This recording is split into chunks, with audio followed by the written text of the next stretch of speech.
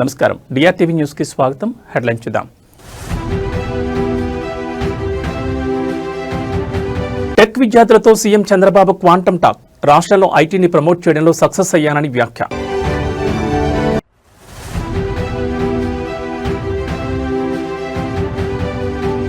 Phone tapping కేసులో కీలక మలుపు. కేసీఆర్తో పాటు హరీష్ రావుకు నోటీసులు ఇవ్వనున్న సిట్.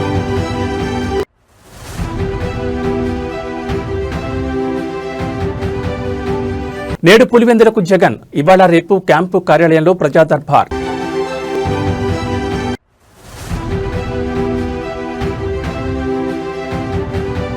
మరోసారి బాంబు బెదిరింపు కలకలం. శంషాబాద్ ఎయిర్పోర్ట్లో హై అలర్ట్. ఇక డీటెయిల్స్ చూస్తే విద్యార్థుల్లో నైపుణ్యాభివృద్ధికి ఏపీ ప్రభుత్వం శ్రీకారం చుట్టింది. క్యూబిట్ వైసర్ సంస్థలతో కలిసి క్వాంటమ్ ప్రోగ్రాం నిర్వహిస్తోంది. ఈ కార్యక్రమానికి ఇప్పటికే 50,000 మంది విద్యార్థులు రిజిస్టర్ చేసుకున్నారు. రిజిస్ట్రేషన్లలో 51% పైగా మహిళా టెక్ విద్యార్థులు ఉండడం గమనార్హం. ఈ సందర్భంగా ఈరోజు ముఖ్యమంత్రి చంద్రబాబు టెక్ విద్యార్థులతో క్వాంటమ్ టాక్ నిర్వహించారు. క్వాంటమ్ టెక్నాలజీ ప్రాధాన్యతపై ప్రధానంగా చర్చించారు. సీఎం చంద్రబాబు మాట్లాడుతూ ఐటీని ప్రమోట్ చేయడంలో తాను సక్సెస్ అయినట్లు తెలిపారు. 1998లో మైక్రోసాఫ్ట్ను హైదరాబాద్కు రప్పించాం. ఇప్పుడు విశాఖకు గూగుల్ సంస్థను తీసుకొచ్చినట్లు వెల్లడించారు. గూగుల్ $15 బిలియన్ పెట్టుబడులను వైజాగ్లో పెట్టనుందన్నారు. ఇక ఏపీ నుంచి ఎవరైనా నోబెల్ ప్రైజ్ సాధిస్తే 100 కోట్లు ఇస్తామని గతంలో ప్రకటించాం. క్వాంటమ్ టెక్నాలజీ ద్వారా దీన్ని ఎవరైనా అందిపుచ్చుకుంటే వారికి 100 కోట్లు ఇస్తామన్నారు. వ్యక్తిగత ఔషధాలు, ప్రివెంటివ్, క్యూరేటివ్ హెల్త్ను క్వాంటమ్ అప్లికేషన్ ద్వారా అందించే అవకాశం ఉంటుంది. సామర్థ్యాలు, వేగం, ఖచ్చితత్వం లాంటివి క్వాంటమ్ టెక్నాలజీ ద్వారా సాధించే అవకాశం ఉంటుందని చంద్రబాబు అన్నారు. ఈరోజు ఆంధ్రప్రదేశ్లో ఉండే యువతంతా కూడా లైన్లో ఉన్నారు, స్టూడెంట్స్ అంతా ఉన్నారు. Wonderful experience. అందరికీ స్వాగతం, సుస్వాగతం, welcome for all of you. Now I wanted to give my vision. 25 years back or 30 years back, I have given my vision for IT. Today I am given for my vision for quantum computing and deep technologies. If you see here, we are all talking Silicon Valley. Anybody will have any new ideas, will go to Silicon Valley. That is a matured mechanism for mentoring venture capital and launching the company. That is how everybody is going to Silicon Valley for launching and also their future. Now I am talking Quantum Valley. This is where Silicon Valley to Quantum Valley. Now anybody wanted to launch any knowledge companies or any technologies, they have to come to Amaravati. It is going to happen. That is how we are going to build in future. ఈ నెల 24న ఆంధ్రప్రదేశ్ మంత్రివర్గ సమావేశం జరగాల్సిన విషయం తెలిసిందే. అయితే ఈ సమావేశాన్ని అధికారులు వాయిదా వేశారు. వాస్తవానికి ఈ నెల 24న జరగాల్సిన ఈ భేటీని కొన్ని అనివార్య కారణాల వల్ల ఈ నెల 29వ తేదీకి మారుస్తూ ప్రభుత్వం నిర్ణయం తీసుకుంది. క్రిస్మస్ పండుగ వేడుకల నేపథ్యంలో మంత్రులు, ప్రజాప్రతినిధులు తమ నియోజకవర్గాల్లో పర్యటించాల్సి ఉండడంతో ప్రభుత్వం ఈ మార్పు చేసినట్టు తెలుస్తోంది. ఈ మేరకు ప్రభుత్వ ప్రధాన కార్యదర్శి విజయానంద్ అధికారికంగా ఉత్తర్వులు జారీ చేశారు. ఈ నెల 29న జరగబోయే ఈ సమావేశంలో రాష్ట్రానికి సంబంధించిన పలు కీలక అంశాలపై చర్చించి నిర్ణయాలు తీసుకోనున్నట్లు ప్రభుత్వం స్పష్టం చేసింది. ముఖ్యంగా కొత్తగా అమల్లోకి రానున్న సంక్షేమ పథకాలు, పరిశ్రమల స్థాపన, పాలనాపరమైన కీలక మార్పులపై ఈ కేబినెట్ భేటీలో ముందడుగు పడే అవకాశం ఉంది. 24వ తేదీన జరగాల్సిన సమావేశం మాత్రమే వాయిదా పడిందని, 29న యథావిధిగా కేబినెట్ సమావేశం నిర్వహిస్తామని ప్రభుత్వం తన ఉత్తర్వులో పేర్కొంది.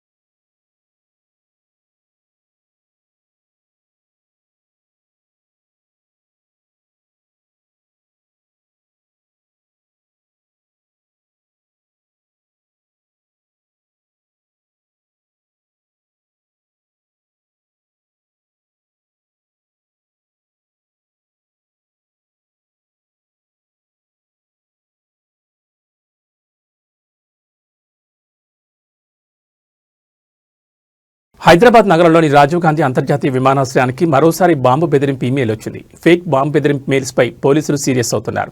ఈ ఏడాది ఒక్క శంషాబాద్ ఎయిర్పోర్ట్కి 28 బాంబు బెదిరింపులు మెయిల్స్ వచ్చినట్లు పేర్కొన్నారు. అన్ని చెకింగ్ చేశాక ఫేక్ మెయిల్స్గా భద్రతా సిబ్బంది నిర్ధారించింది. ఇప్పటికే బాంబు బెదిరింపులపై ఆర్జీఐఏ పోలీస్ స్టేషన్లో 28 కేసులు నమోదయ్యాయి. ఇక ఈ కేసులపై ఆర్జీఐఏ పోలీసులు లోతుగా దర్యాప్తు చేసేందుకు నిర్ణయం తీసుకున్నారు. వీటిని సైబర్ క్రైమ్ పోలీస్ స్టేషన్కు బదిలీ చేయాలని యోచిస్తున్నారు. డార్క్ వెబ్ ఉపయోగించి ఫేక్ మెయిల్స్ ను కేటకాలు పంపిస్తున్నట్లు గుర్తించారు. దీంతో సైబర్ క్రైమ్ పోలీసులకు ఫేక్ బాంబు బెదిరింపు కేసులు బదిలీ చేయనున్నట్టు తెలుస్తోంది.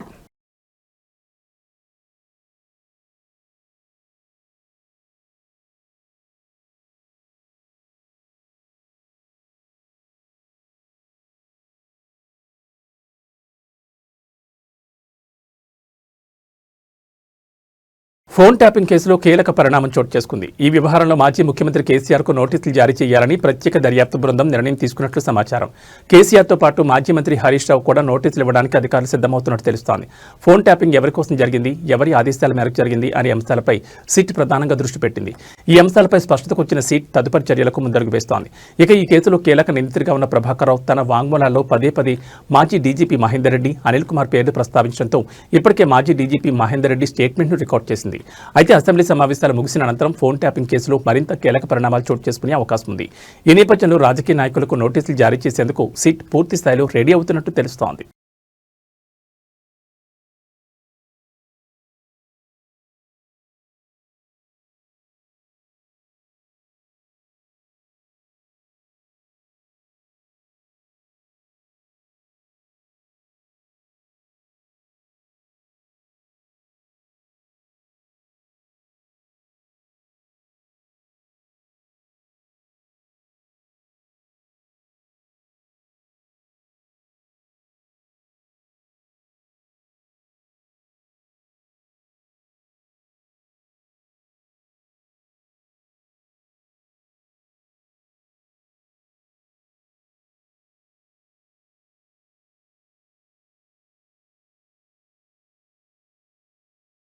వైసీపీ అధినేత ఆంధ్రప్రదేశ్ మాజీ ముఖ్యమంత్రి వైఎస్ జగన్మోహన్ రెడ్డి నేటి నుంచి 3 రోజుల పాటు తన సొంత నియోజకవర్గం పులివెందులలో పర్యటించనున్నారు. ఈ రోజు సాయంత్రం బెంగళూరు నుండి హెలికాప్టర్ ద్వారా బయలుదేరి పులివెందులు చేరుకుంటారు. అనంతరం అక్కడ వైసీపీ క్యాంపు కార్యాలయంలో ప్రజాదర్బార్ నిర్వహిస్తారు. రాత్రికి అక్కడ నివాసంలో బస చేస్తారు. రేపు ఉదయం 10:30 గంటలకు పులివెందుల నుంచి ఇడుపులపైకి చేరుకుని ప్రార్థనా మందిరంలో జరిగే క్రిస్మస్ ప్రత్యేక ప్రార్థనలో పాల్గొంటారు. ఆ తర్వాత మధ్యాహ్నం 1 గంటకు ఇడుపులపై నుంచి బయలుదేరి పులివెందులకు చేరుకుని భాకరాపురం క్యాంపు కార్యాలయంలో జగన్ ప్రజాదర్బార్ నిర్వహిస్తారు. స్థానికుల నుంచి సమస్యలు తీసుకుని వినతులు స్వీకరిస్తారు. రాత్రికి అక్కడ నివాసంలో బస చేస్తారు. గురువారం ఉదయం 8:30 గంటలకు క్రిస్మస్ సందర్భంగా సిఎస్ఐ చర్చలు జరిగే వేడుకల్లో పాల్గొనున్నారు. అనంతరం అక్కడి నుంచి బయలుదేరి 10:20 పులివెందుల భాకరాపురంలోని హెలీప్యాడ్ వద్దకు చేరుకుంటారు. ఉదయం 10:30 గంటలకు హెలికాప్టర్లో బెంగళూరుకు బయలుదేరి వెళ్తారు.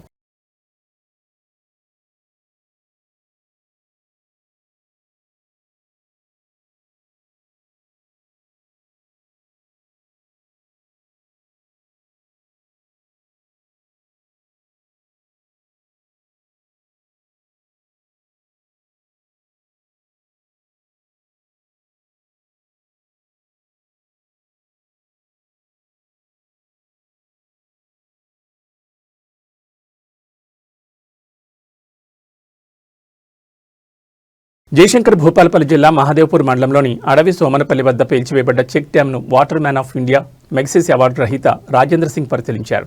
ఈ సందర్భంగా డ్యాం ధ్వంసమైన తీరును చూసి ఆయన దిగ్భ్రాంతి వ్యక్తం చేశారు. చెక్ డ్యాం పరిసరాలను క్షుణ్ణంగా పరిశీలించిన అనంతరం ఆయన మీడియాతో మాట్లాడుతూ, సాధారణంగా వర్షాకాలంలో భారీ వరదలు వచ్చినప్పుడు డ్యాములు దెబ్బతినడం చూస్తూ ఉంటాం. కానీ అసలు వర్షాలే లేని డిసెంబర్ నెలలో డ్యాం కూలిపోవడం నేను ఇప్పుడే చూస్తున్నాను. ఇది ప్రకృతి వైపరీత్యం కాదు, ఇది ముమ్మాటికి మ్యాన్ మేడ్ డిజాస్టర్ అని ఆయన పేర్కొన్నారు. డ్యాంను పరిశీలిస్తే దాన్ని కావాలని జెల్టన్ స్టిక్స్ అమర్చి పేల్చివేసినట్లు స్పష్టమవుతోందని ఆయన ఆరోపించారు. ఒక నీటి వనరుని ఈ విధంగా ధ్వంసం చేయడం అత్యంత దారుణమని ఆవేదన వ్యక్తం చేశారు. నీటి కోసం ప్రపంచవ్యాప్తంగా పోరాటాలు జరుగుతుంటే ఉన్న వనరులను ఇలా స్వార్థ ప్రయోజనాల కోసం నాశనం చేయడం పర్యావరణానికి పెద్ద ముప్పని హెచ్చరించారు.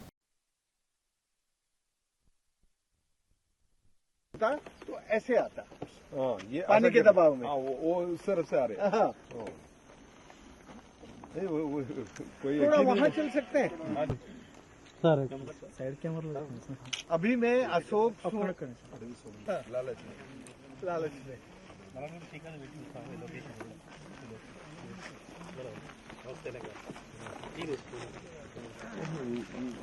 पानी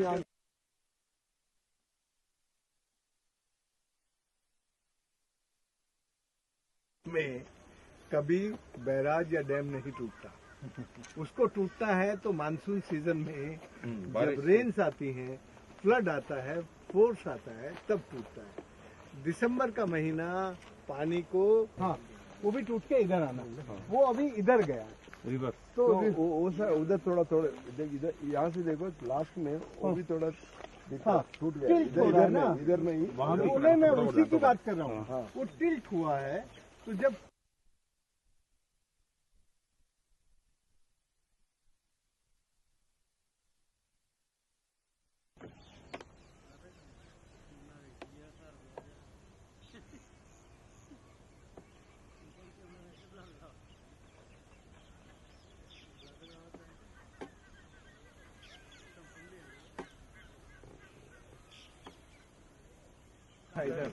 ये उसका एप्रिल है और वो उसका बेस है उस साइड में। तो जब यदि वो नेचुरल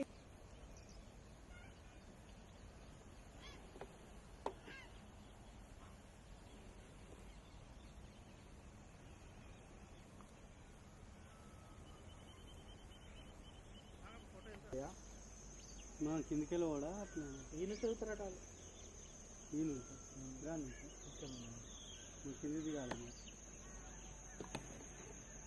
మనకి సైడ్ నుంచి కొట్టచ్చు కానీ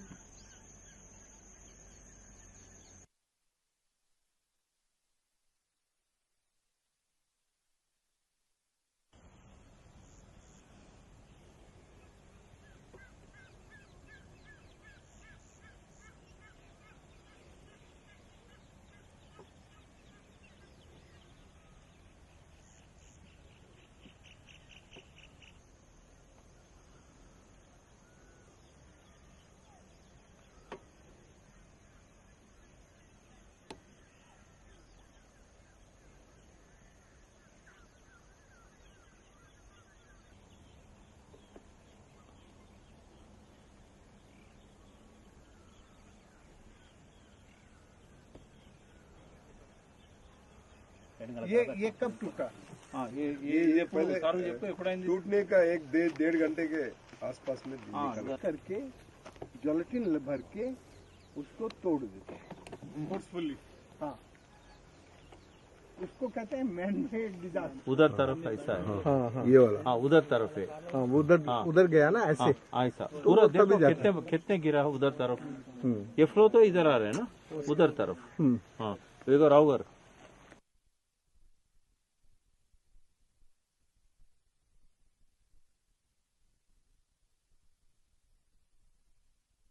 శ్రీ సత్యసాయి జిల్లా హిందూపురం నియోజకవర్గంలో రాజకీయ సెగలు రాజుకున్నాయి.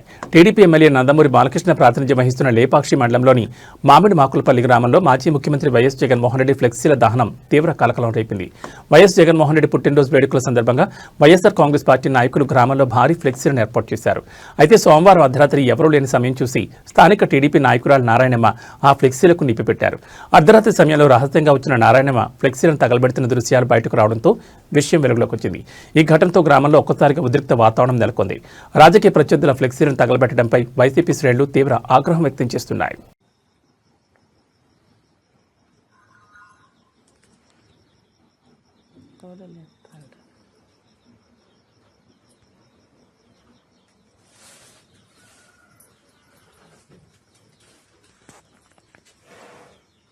అమ్మయ్యకు చిన్నమంటారు కాలు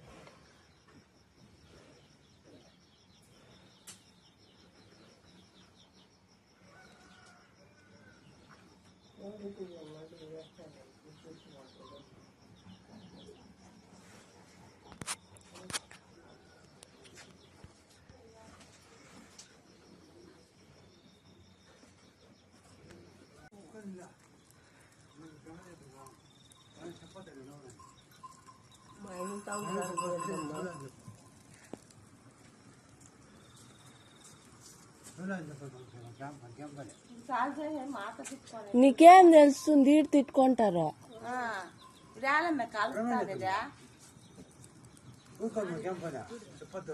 ఊరికే తిట్టుకొని మాట అనుకుంటారు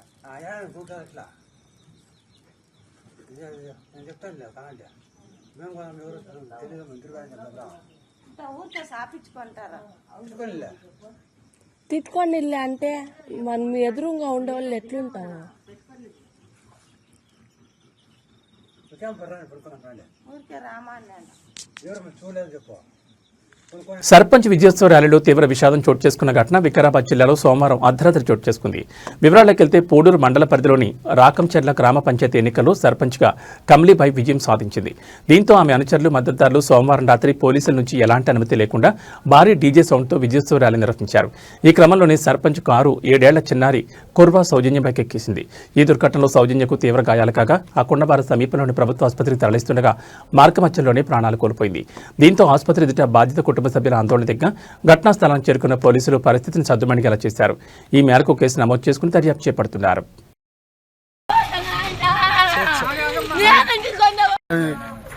కొత్తగా రాగం జిల్లా గ్రామ పంచాయతీ ఏర్పాటైంది. అక్కడ సర్పంచ్ గెలిచారు. వాళ్ళు చాలా ర్యాలీ తీసారు. ఆ ర్యాలీ తీసి ఆ పిల్లలు ఎవరు చూడకుండా అహంకారంతో పిల్లలను చంపేశారు. వేగంగా పిల్లలను బండ్లు ఇచ్చి లైసెన్స్ లేని పిల్లలకు లేని పిల్లలకు బండ్లు ఇచ్చి ఇచ్చేసారు. అహంకారంతో ఇచ్చేసారు. దానివల్ల ఒక పాప చచ్చిపోయింది. మొన్ననే వాళ్ళ దిక్కెళ్ళి ఒకడు వాళ్ళ కాకనే సొంత కాకనే మంది ఆపి చంపేసారు. అని 5 సంవత్సరాల 5-6 సంవత్సరాల పిల్ల. ఆ పిల్ల ఇక్కడ వస్తున్నది, రోడ్ క్రాస్ అవుతున్నది, ఆ పిల్లల్ని యాక్సిడెంట్ అయింది. మేము చెప్పాడు వద్దు, ర్యాలీ వద్దు, అంతా వద్దు, జర మెల్లగా చేయండి అంటే వాళ్ళు అహంకారం. అది ముందర పోయింది, మైసమ్మ దాటి పోయింది. అడుగు నా బిడ్డ ఇంటికి ఊరికొచ్చింది సారు. ఊరికొస్తాడు ఎవడే మా కారు ఉన్నాడు ఉంటే స్పీడ్గా పోయిండాడు. మెల్లగా పోయింటే టైర్ కింద వాడు ఏం కాకుండా తగ్గుతుండే, నా బిడ్డ బతుకుతుండే. సర్పంచ్దే అంట తాత. పిల్లని 2 టైర్లు గద్దేసుకపోయినట్టు వేసుకపోయా తాత. వేసుకపోయిందాడే మిట్టు అని ఉరికినా. ఊరికి టల్లకల్లా ఆనిట్లే పడ్డది. పడిందా చెయ్యి ఇట్లా పెట్టినా, రక్తం ఆగలేదు అంతా. నేను ఈయన ఎక్కడ పోయినా అని అడుగుతున్నా. అప్పుడు ఏమైనా వేసుకొని పోయినంటే ఇక వీడికి వచ్చే వరకు మంచిగా ఉంది అన్నారు. హింసలోకి పోతే డాక్టర్ అమ్మకి పోతే చెవులకి వెళ్ళి గుప్పలు వస్తుంది సారు. ఆ పిల్లని చూసిన వైట్ ఫ్రాక్ వేసుకుంది, ఆమె కనబడతలే సారు. రెడ్ కలర్ అయిపోయింది. చెవులకి వెళ్ళి 2 చెవులకి వెళ్ళి గుప్పడు వస్తుంది. అమ్మా స్టేషన్ గన్పూర్ నియోజకవర్గ వ్యాప్తంగా రాజకీయ వాతావరణం ఒక్కసారిగా వేడెక్కింది. బీఆర్ఎస్ వర్కింగ్ ప్రెసిడెంట్ కేటీఆర్పై ఎమ్మెల్యే కడియం శ్రీహరి చేసిన అనుచిత వ్యాఖ్యలకు నిరసనగా బీఆర్ఎస్ శ్రేణులు నిరసనలతో హోరెత్తించాయి. నియోజకవర్గంలోని అన్ని మండల కేంద్రాల్లో బీఆర్ఎస్ నాయకులు, కార్యకర్తలు భారీ సంఖ్యలో రోడ్లపైకి వచ్చి కడియం శ్రీహరి తీరుపై మండిపడ్డారు. కడియం శ్రీహరికి వ్యతిరేకంగా నినాదాలు చేస్తూ ఆయన దిష్టిబొమ్మను ఎక్కడికక్కడ దహనం చేశారు. బీఆర్ఎస్ పార్టీ బీఫాంపై గెలిచి అదే పార్టీ అగ్రనేతలపై విమర్శలు చేయడం సిగ్గుచేటని నాయకులు ఆగ్రహం వ్యక్తం చేశారు. ఈ సందర్భంగా నిరసనకారులు మాట్లాడుతూ కడియం శ్రీహరికి రాజకీయ భిక్ష పెట్టిన పార్టీని, నాయకత్వాన్ని విమర్శించే నైతిక హక్కు లేదు. తక్షణమే ఆయన తన ఎమ్మెల్యే పదవికి రాజీనామా చేయాలి. రాజీనామా చేసిన తర్వాతే విమర్శలు చేయాలని డిమాండ్ చేశారు.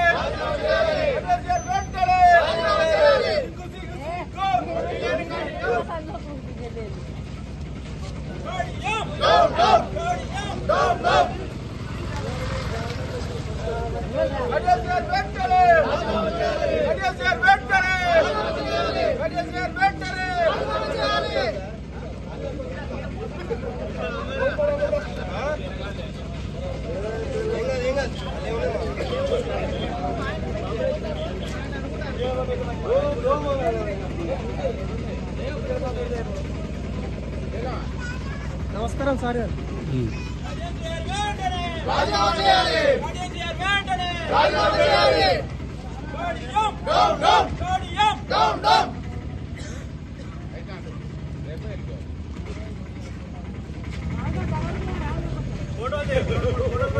నిత్యం రద్దీగా ఉండే హైదరాబాద్ విజయవాడ జాతీయ రహదారిపై హయత్ నగర్ వాసులు మెరుపు ఆందోళన దిగారు.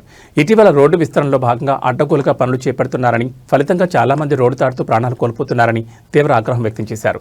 ఈ విషయంలో వెంటనే ప్రభుత్వం స్పందించి హైదరాబాద్ విజయవాడ హైవేపై హయత్ నగర్ పరిధిలో పలు చోట్ల ఫుట్ ఓవర్ బ్రిడ్జ్లను యుద్ధ ప్రాతిపదికన వెంటనే నిర్మించాలని డిమాండ్ చేశారు. అయితే ఆందోళనలో స్థానిక కార్పొరేటర్లతో పాటు జాతీయ రహదారికి ఇరువైపులా ఉన్న కాలనీ వాసులు పెద్ద ఎత్తున పాల్గొన్నారు. ఈ అనూహ్య పరిణామంతో హైదరాబాద్ విజయవాడ హైవేపై భారీగా ట్రాఫిక్ జామ్ అయింది. స్పాట్ చేరుకున్న పోలీసులు ఆందోళనకారులను అక్కడి నుంచి పంపించి ట్రాఫిక్ ను క్లియర్ చేస్తున్నారు.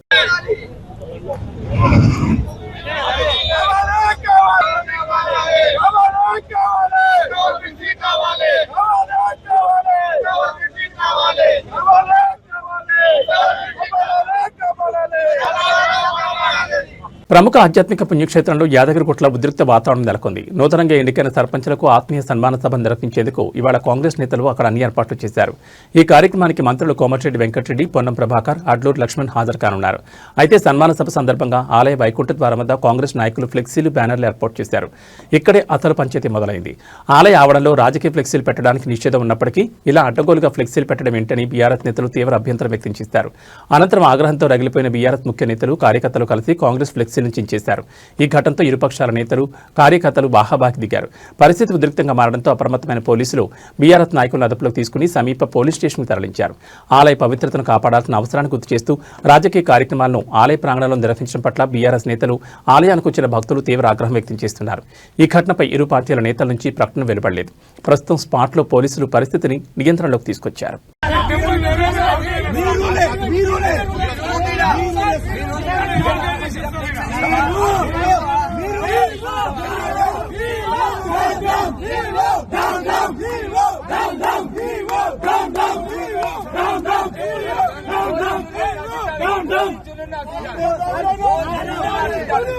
ఇవి ఈ బులెటిన్ విశేషాలు. మరో బులెటిన్లో మళ్ళీ కలుసుకుందాం. నమస్కారం.